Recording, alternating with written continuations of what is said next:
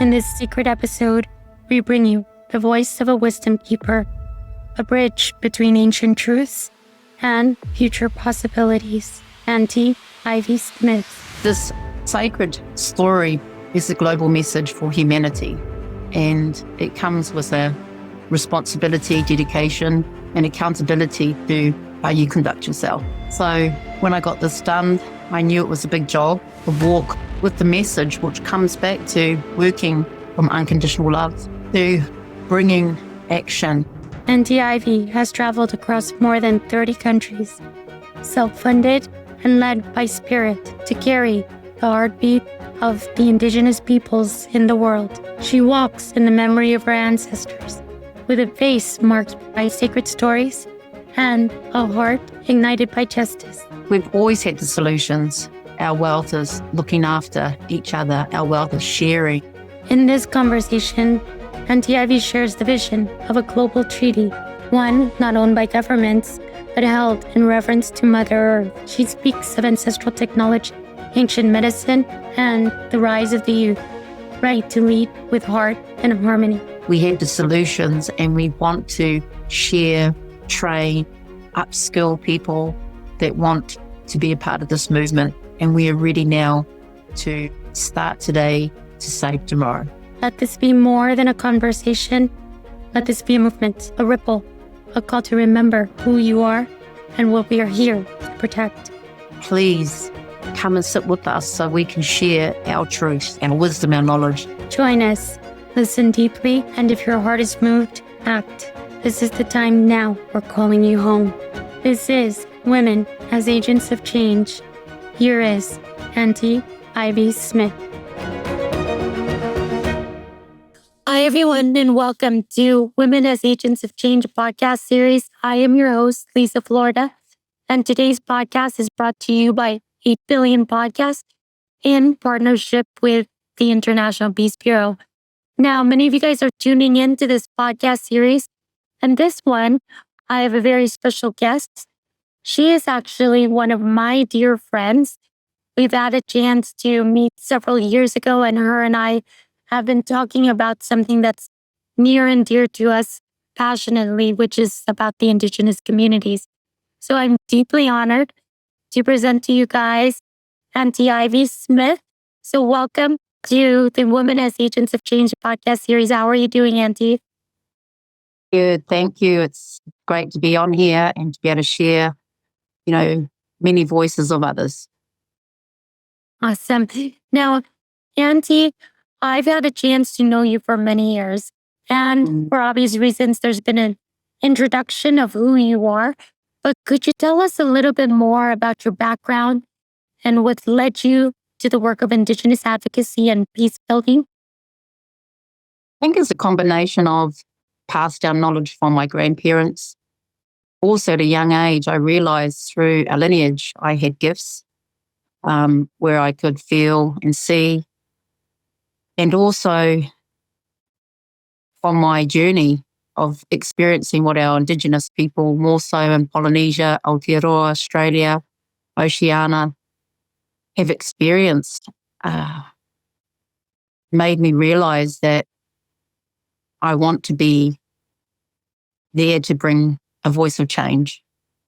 Also, at a very young age, being a victim of abuse, I saw the pain and suffering of the people that actually brought harm to me. And I knew through my gifts and healings that I could heal those people. So changing from a victim to a healer.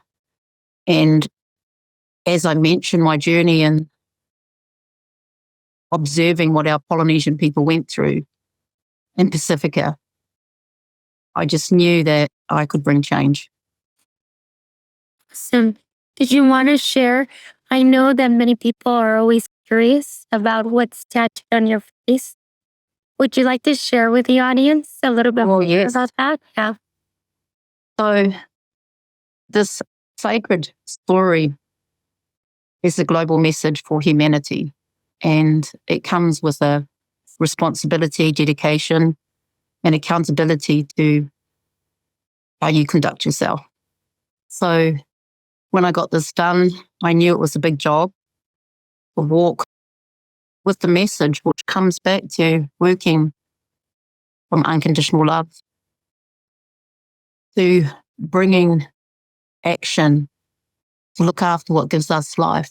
So these are all the elements from outside our planet, starting with everything that we need from outside our planet down to the elements to nature, to also look after the animals that give us life. So it's a whole ecosystem of elements, nature, the animals. Also on my ears, it's around balancing yourself, keeping yourself in line, in alignment with who you are, your purpose here, your truth. But we can only do that when we find other like-minded people to help us on that journey. It's not a alone journey. Also, behind my ears are the elders. So it's around also acknowledging the passed down wisdom and knowledge from our elders, people that have been chosen, carrying the knowledge. And when we put that together, it brings us more peace within ourselves. Then we can action in a whole different frequency to bring harmony to our planet. It's beautiful, Auntie. I know many people are very curious about that. You're beautiful women, both inside and out. And one of the first things that they notice, of course, is the tattoo markings on your face. So thank you so much for sharing this with the audience. I've had a chance, like I said, to know Auntie for many years.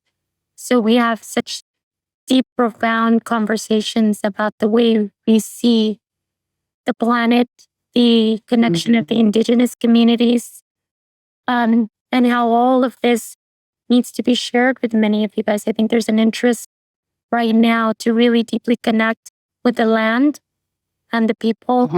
And so I'm, like I said, it's an honor to finally be able to do a podcast with you. But Auntie, you've traveled to over 30 countries with your work. How has this shaped your perspective, especially coming from the Pacific Island regions? I took a self-funded walk for about, over a decade now. It wasn't easy having to leave my family and grandchildren, but the calling was to go out and find truth, find what's working, what's not out there in the world, and build relationships with the right allies for this time we're in now. And what I saw globally is similarities in some of the places in the world, like our indigenous back home, where we're still silenced, we're not seen or heard. And yet the positive of that is we're in a time now of change where the right people can stand now. They can be seen, they can be heard, because we hold the old way that works, the handed down wisdom. We are connected to this planet on a higher level, not just here, outside this, which is what we call that universal law, land's original rights of how we are meant to enjoy this homeland, care and share for one another. Thank you, Auntie. I really believe in all of that, the universal law, and really believe in the alignment. Because even though it's interesting how Auntie and I met, eventually, even our walk outside of us personally meaning has brought us here. So it's Auntie's work with so many different organizations, and then us having finally met at a crossing where we can intersect and really bring forth her vision and her message, which she's been wanting to share, and she has for many years. But moving into, let's walk if I can briefly go into the historical context. How has colonialism and systemic suppression, how has colonialism and systemic suppression historically impacted the indigenous communities across the Pacific? And how do you see these effects still playing out today? Well, I mean, we've got enough information out there around, our ways were stolen many years ago. But through the action, we were able to still keep our traditions, keep our wisdom. How?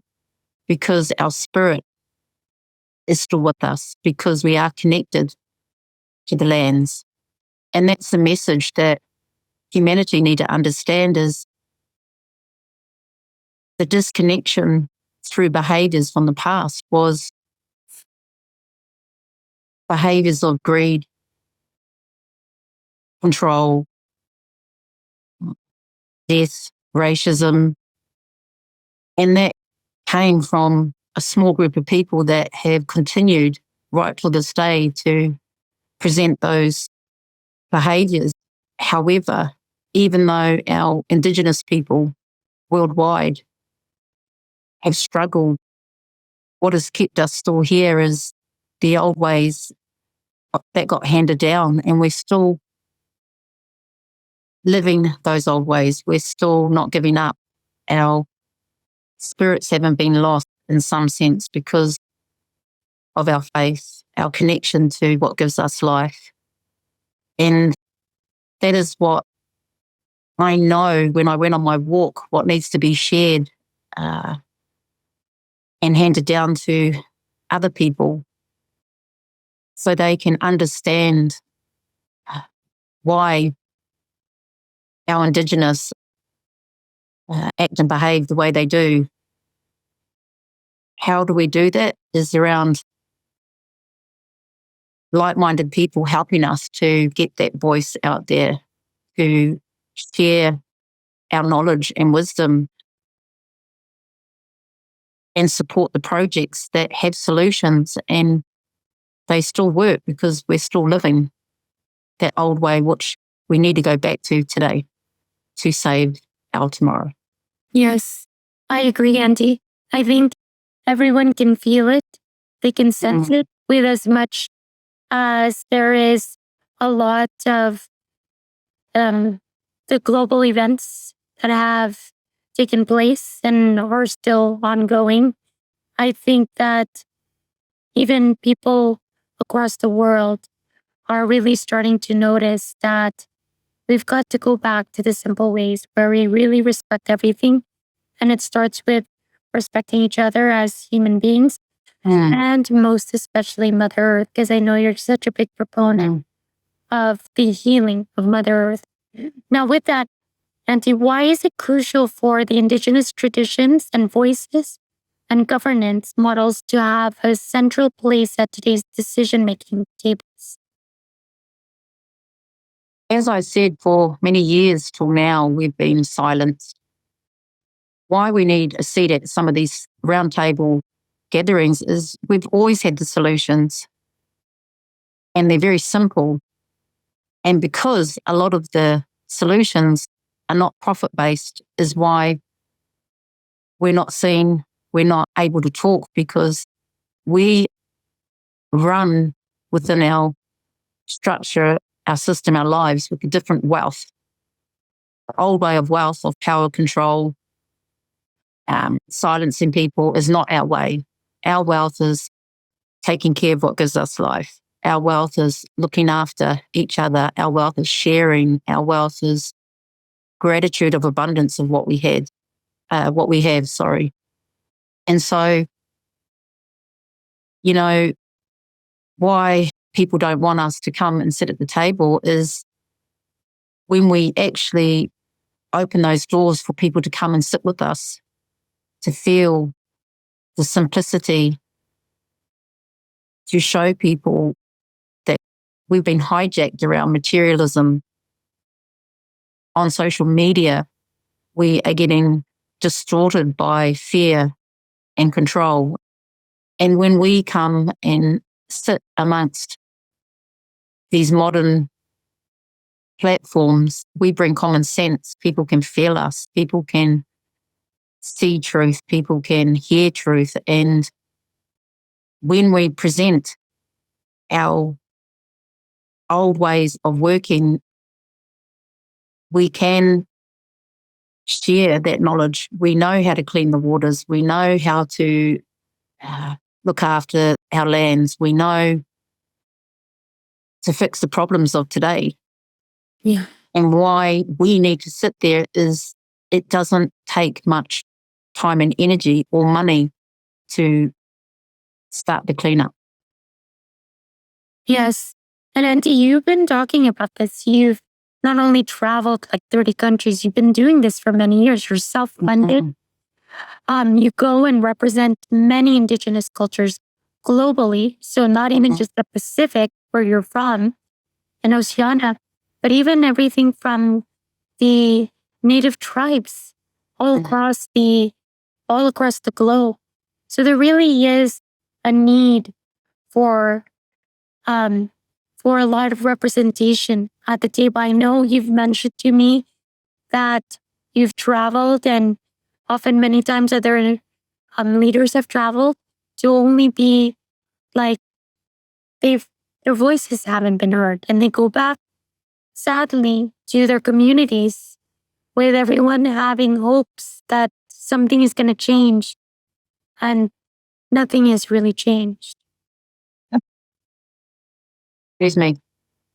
And that's one thing which is a positive thing now is, when we have a look at that word indigenous, it's a global indigenous movement now.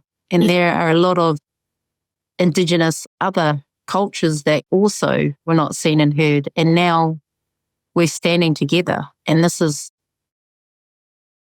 not just bringing hope, it's bringing action.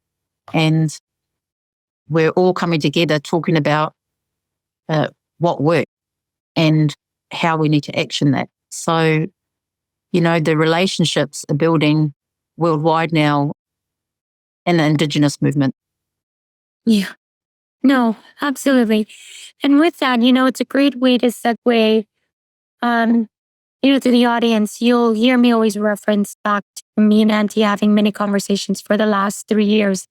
And where I'm going to be going into next as part of this podcast is going to be talking about a vision that she's held long before even her and I met. But Auntie knows, Auntie Ivy knows through her walk who she's deeply aligned with, who she's been able to share this vision with. And I'm deeply honored to actually be able to now create this platform in order for her to share this vision. So, Auntie, you've been working on towards a treaty that aims to unite the indigenous communities and other groups working towards justice and equality. Could you take the time and share with us the vision behind this treaty?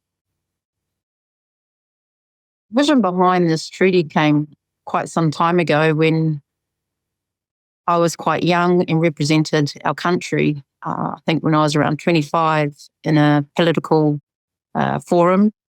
And I could see that what was being said there, what was being gathered was not correct. I could see the loopholes. And as I said, on my journey, also going through university, on my walk, going to places that some people can't go to, speaking with people that some people don't trust, I knew that there had to be a different treaty. Many treaties today, as we know, bring great work, but there is still a sense of ownership, guidelines, rules, people that are in charge that don't understand the energy and soul and spirit of a treaty. The Treaty of Waitangi back in Aotearoa is the one treaty that gets recognised for all Indigenous and yet that's still governed by the Crown. And when we look back on where that came from, it still had that old energy attached to it. So the vision that I held was, what has to be different within a treaty framework? And the only answer I could give at that time, and it still applies now, is no one has ownership of it. The ownership belongs to Mother Earth, this planet, and everything that gives us life. We, humanity that work from heart, that are people of change, just need to educate and bring awareness of what we need to do under that treaty structure, which belongs to everything else except us. That's what's different, is the ownership's gone, the control's gone, the voice is the planet. What we need to see is what's outside, all around us, that gives us life, nature, the elements, the animals. And we keep hearing that, especially in today's world, but a lot of people don't really understand that full story, which is why we have to come together, sit together. That is why we have to have our platforms. That's why we want to hand down our knowledge, because if it doesn't come within, no one's going to action it right, and we're going to repeat that cycle. And that's why Indigenous has to be in the forefront, because we have never lost that. Even though we struggle to survive, we still have the old ways. In a new treaty, and this time will be governed by the younger generation. Why? Because they hold the same vision, the same intent, the same action, the same energy. They don't hold the heavy burden that we held in our age, that our parents, our grandparents going backwards held. That's why it's not hope. We are in a revolutionary change, because the younger generation have an equal vibration throughout the world. They see what's happening. They're not in fear. The only thing that needs to happen again is they need to be held. They need a place to belong.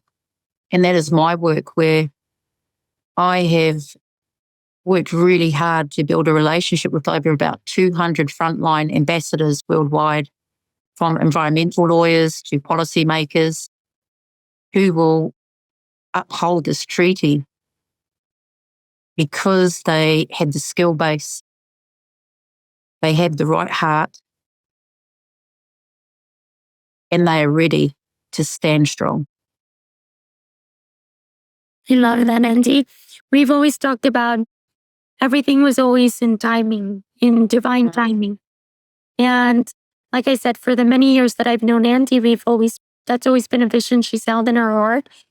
And for some reason, I was like, when I contacted Auntie, I told her, I think it's time to share this vision on the podcast and for it to be known, because not only have you partnered with over 200 ambassadors or people around the globe that would hold up the agreement, I think it's really time to take this into action and not literally, like, physically manifest it into being.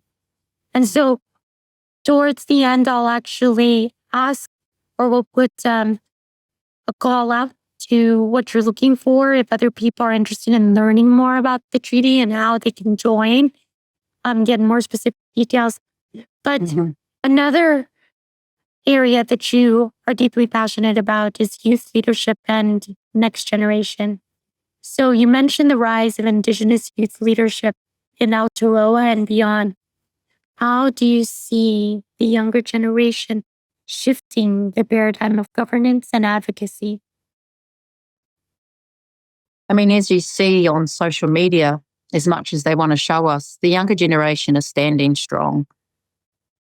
They've gone through the Western education, but now the more that they can unify together, and that is the importance, again, of bringing indigenous into the world platforms, is they're bridging the Western, the old way, the new, the modern.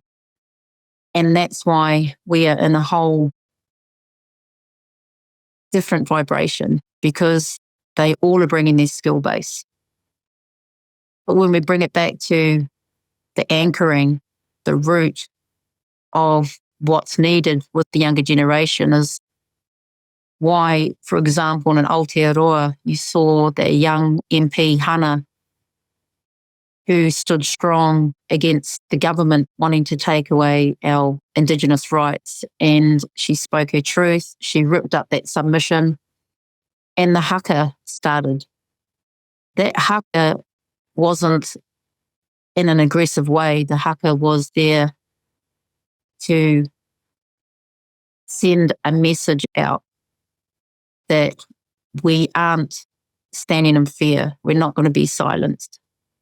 We are not going to be getting anything stolen again from us. And so that young person started that movement worldwide.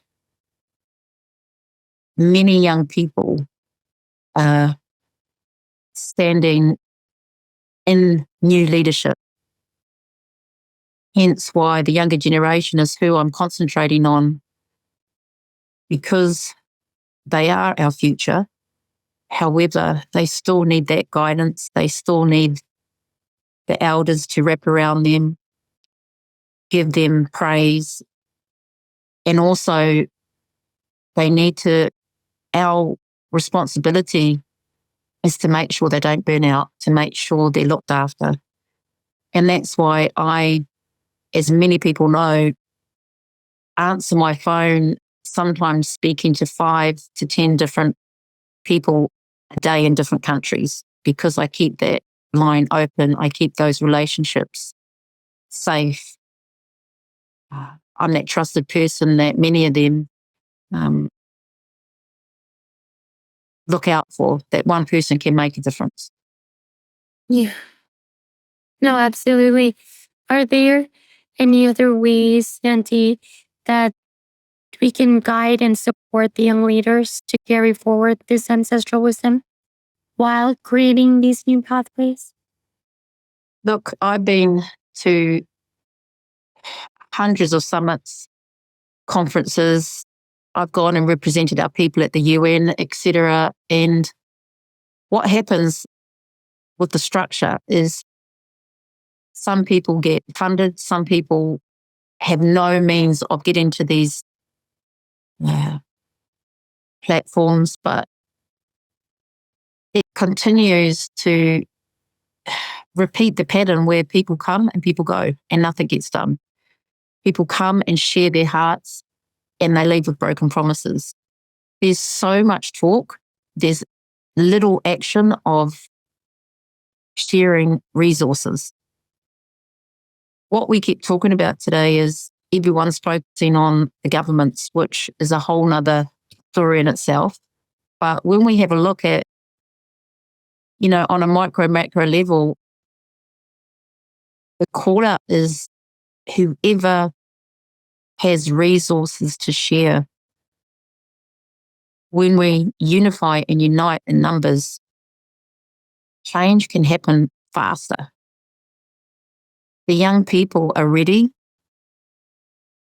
but we have to create our new platforms. We have to create our new media platforms. We have got to talk together and prioritize on how to save land. We've got to create, which is on top of my list too, healing sanctuaries. If we don't heal the past, we're going to continue to take this energy forward. A lot of people just need a time and place to heal so they can reboot the energy. They can have the energy to action what needs to happen. We have a lot of work to do, and the big work hasn't started in changing and redesigning all the infrastructures, the justice system, the education system, the financial systems. And these young people are all ready to take action, to stand, but because it's going to be outside the box, we need people to help with resources, donations, and without other good-hearted people, that change is going to take longer, and we needed to do that yesterday, today, for tomorrow. No, thank you so much, Auntie. I know that's usually, it's never easy to actually have walked as long as you have, to attend so many different summits, to speak and really kind of move through everything that you've seen, watch other people get massive funding, and see that there's like this, there's a lack of funding where it's really needed.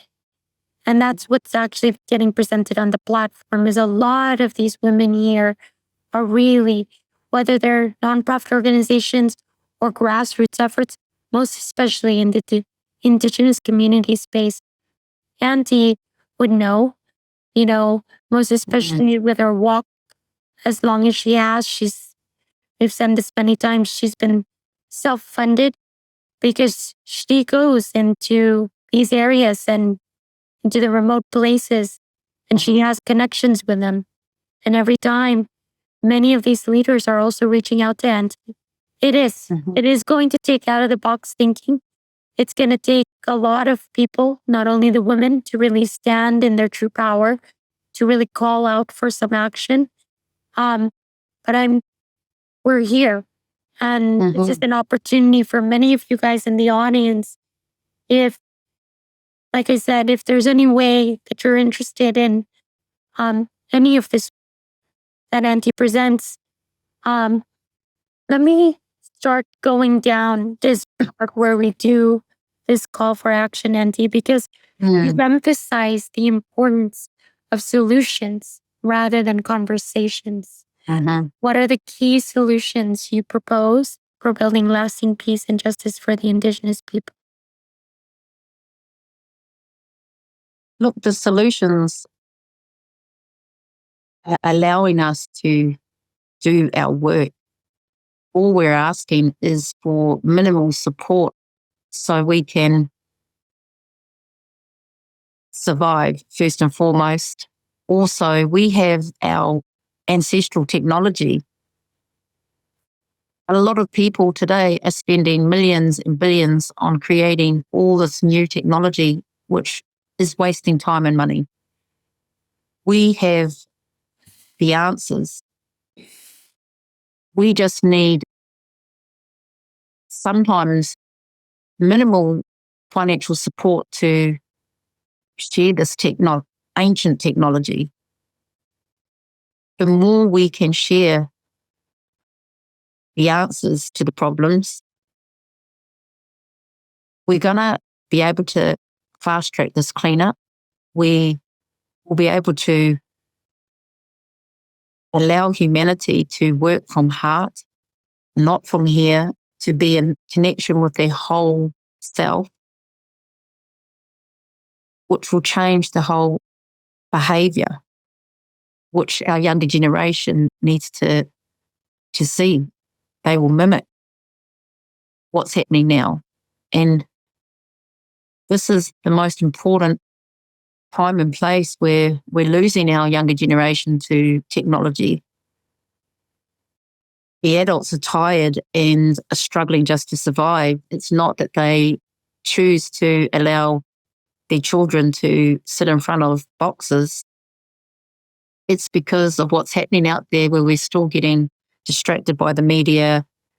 They're putting us into fear again. And, if there was a few things to put out to people that they already are hearing, you need to action and get off the media. Stop listening to what's happening out there. It's just creating fear, and take time for yourself. your families get outside in nature and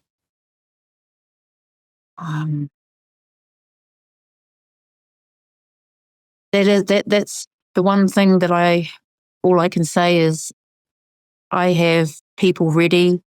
We have the answers. We have the ancient technology that will reboot what gives us life straight away. And why it's not happening faster out there is we can't even leave our country sometimes to talk. And that's why we need to create these sacred gatherings to come together. We need good-hearted people that want to leave legacies, want to invest. Please come and sit with us so we can share our truth, our wisdom, our knowledge, and where your investment not only helps your family, it's going to create the new changes that this planet needs. And we can look back and say, wow, we did this with your help. That is what is probably the most important message is we, when I say we, the people that have the solutions, we need to get out our messages fast. And that is the support we're needing. So good people are not investing in profitable projects that are just actually creating more mess and harm out there. We want good-hearted people's hard work, hard investments to leave legacies for their families, their children, our grandchildren, and the future that's not here yet. Absolutely. Auntie, I share that same sentiment with you. I, for myself, come from a business background, and I probably mentioned this on the podcast before when I was presented this opportunity by the International Peace Bureau. I even said when I was praying, I was asking our Creator, do I have the capacity to really go into this space and deliver the messages of these women? And at the very core of it, like what you see in this podcast series, it's many women who are just coming forward.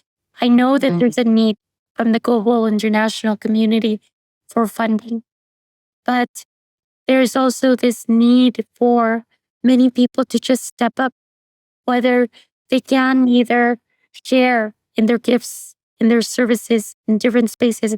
Now, Auntie, I know that this is something, that if you're able to share, I'd like for you to provide us, maybe some examples of what's out there so you guys can see as the audience the far reaches of the communities that Auntie, receives requests from.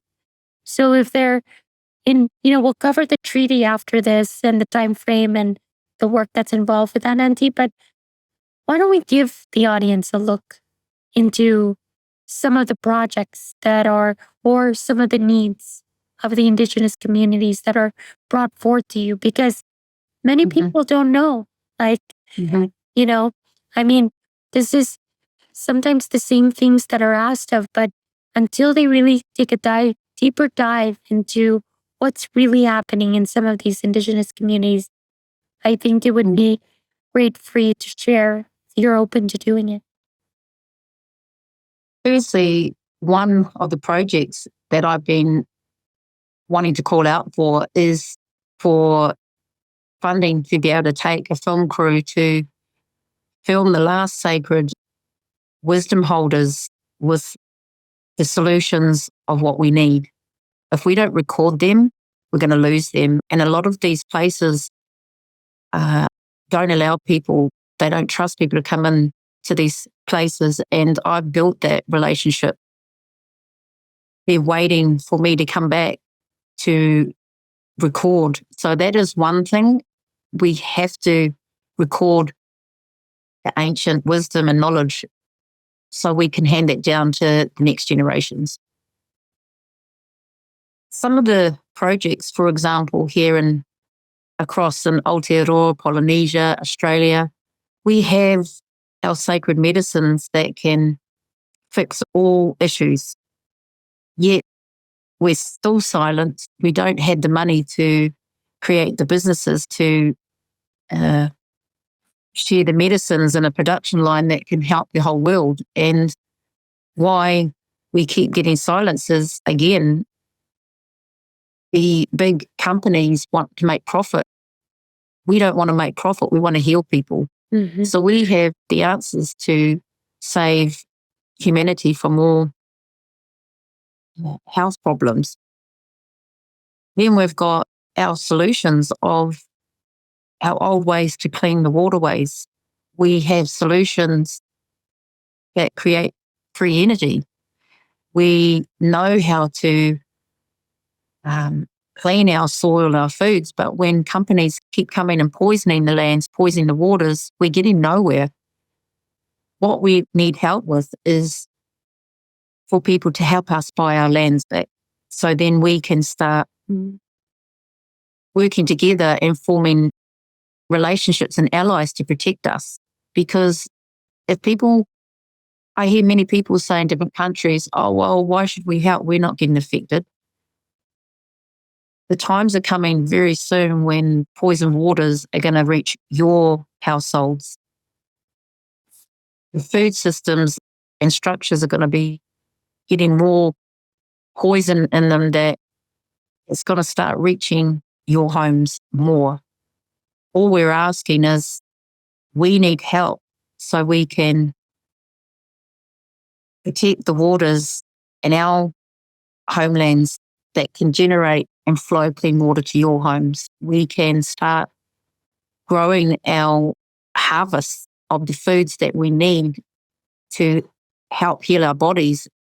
And all we're asking is to give us the resources so we can again flow those medicines, help our indigenous healers like myself. We are the true healers that can help heal humanity, but we need places to set up so we can train and share our knowledge. So in one flow, we're healing humanity, we're healing the waters, we're healing our lands, we're healing our foods. And we don't ask for much, but what we're needing is the donations to set these up. What we're asking is help us save our lands so we can continue to share our knowledge, allow us to get into the media with positive solutions, our voices. All we've been wanting to do is to share this, but we don't have the means to be able to do that. We have solutions to, the justice systems. We have a different wealth set up. We have the education system that worked before that builds our children into leaders, into guardians of this planet. Our way is opposite to the Western way. It's always worked, but we need support to bring that old way back into the modern day today. Thank you, Auntie. I know that typically I help guide all the women through what we're going to cover. And I asked this one, I know I just threw out there, Auntie, only because I've known you for so many years. You've shared the needs of the community. And honestly, going back to right before I asked you that question, I myself come from a business background, but a lot of my mission work is extended into media, doing documentary series, and then of course this platform. And this was my way of contributing to the women, was holding up this platform for your voices. Now, from here, in addition, and I'll just give you examples, is because my background comes from real estate, I know that there's so much from the spaces that I come from that could be of greater impact into the indigenous communities. And I'm working on that behind the scenes to actually be of service, whether it's mentoring some of the other women and the children are future real estate leaders. Or if it's to really figure out, like what you're saying, new solutions of how to get the land, keep the land, create sovereign wealth for these communities so they can go on to extend their medicine and their practices to the rest of the planet, because it is deeply healing. It's how I found my healing journey, and how you found someone like myself who comes from a business background here sharing the work with others. So I know that was a little bit longer, but this was just to share with the audience some of the things where you can be of contribution. Because sometimes I know that these projects seem so big, these calls to action seem so big, it seems like quite an undertaking. But if you really feel called to this work, there's so much impact you can give, even from a standpoint of reaching out and maybe even connecting people. So, Auntie, one of the things, like I said, that I know has really meant so much to you is the treaty. And as we close out this podcast, could you share some of the time frames and the next critical steps for the realization of the treaty and the movement that you're building? Well, the time frame is now. I worked so hard to find the right chosen people. And like I said, I've got the people ready. What's needed is some funding to be able to allow, these people to come together so we can formulate the structure.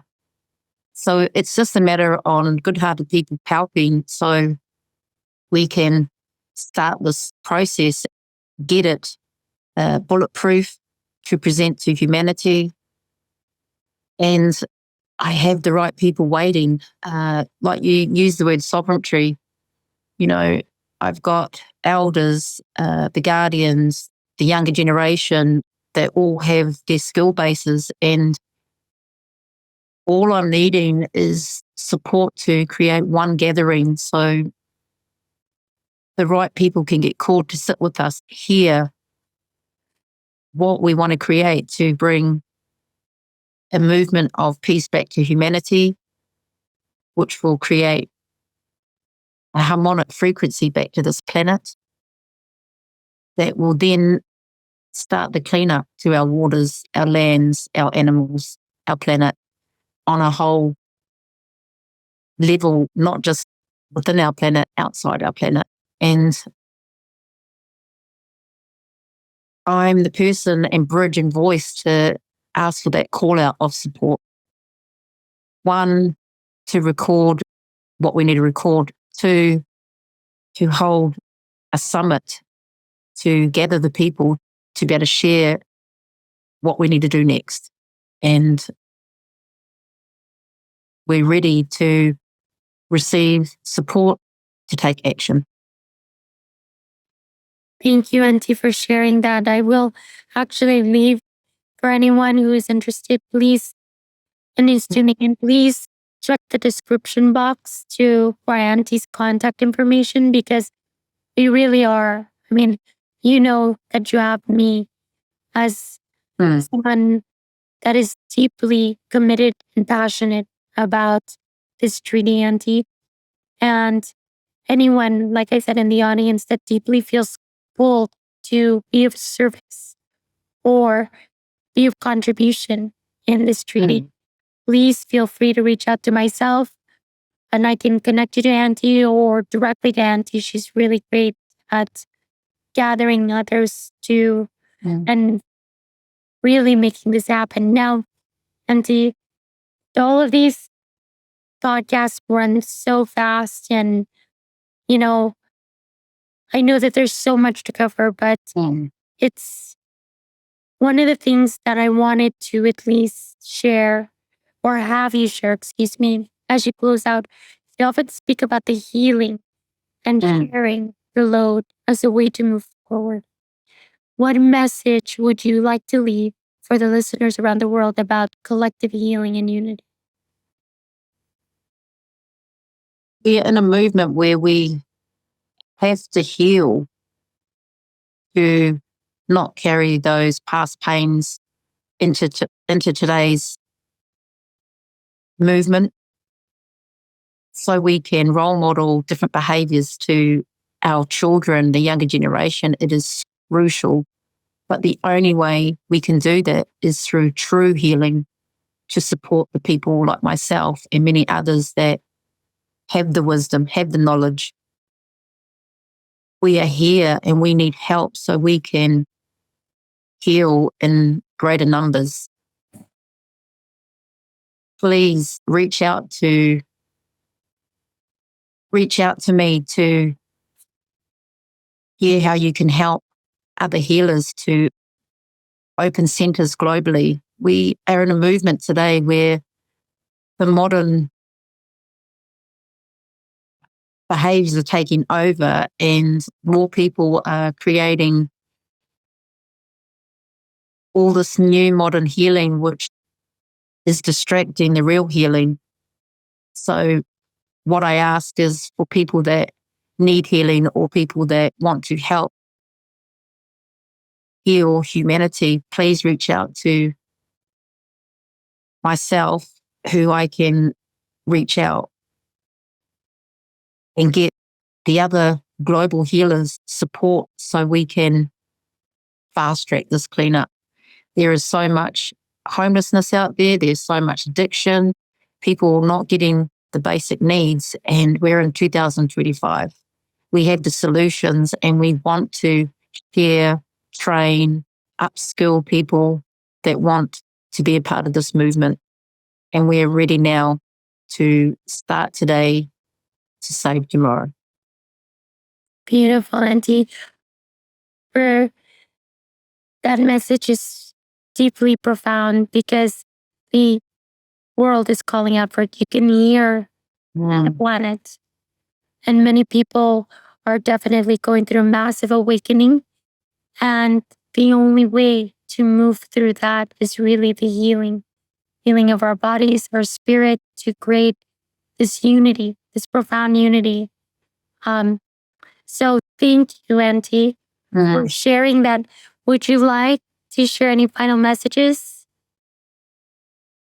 Something that just came up when we were talking was, I've heard of 10 projects recently that cost millions of dollars, that good people are buying land and creating these new age healing centres. And all I ask is, please reach out to myself if you're already set up these projects. Please open the door to some of us indigenous that can come in to help your projects or help us to create our sanctuaries so we can open the doors and train and heal in a faster, productive way. Thank you. Thank you, Auntie, for that. Can you take us through a closing prayer for this podcast series? All right. You can choose to close your eyes. I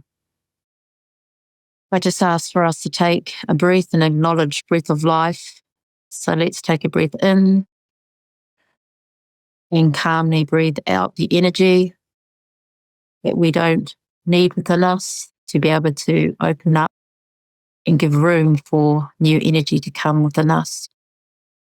Dear Creator, firstly, we thank you for the technology. We thank Mother Earth for always having a part of her body within the crystals in each part of what we are using today to communicate with. We thank good-hearted people that are listening, that are getting called in to take time to listen to our words from heart, our calls to action. Thank you for the relationships built between Liza, myself, and all the other frontline people that are not giving up, that are chosen and working so many hours away from their families to be a part of this big change that's coming. We just give gratitude also to the energies that block us, the energies that are lost, the energies that are working against us. We send so much light and love to bring change within that space that is needing love to. The people that are making decisions that aren't working for us, we send healing to their hearts. I am very grateful to be on this platform, and if one person resonates, that reaches out, one person can make a difference, that can start a ripple within the intelligent water to bring cleansing of that medicine that humanity is needing so much now to heal, to bring peace back to us, to bring harmony back to our planet. Thank you, thank you, thank you. Oh, and so it is. Auntie, thank you so much from the bottom of my heart for being on the Women as Agents of Change podcast series. And thank you to all that has tuned in, most especially for the audience that has come in through the International Peace Bureau. It has been such an honor to partner with an incredible organization to bring these women forward. So again, thank you, Auntie. And we look forward, and I look forward to what we can build and the impact we can make in this world.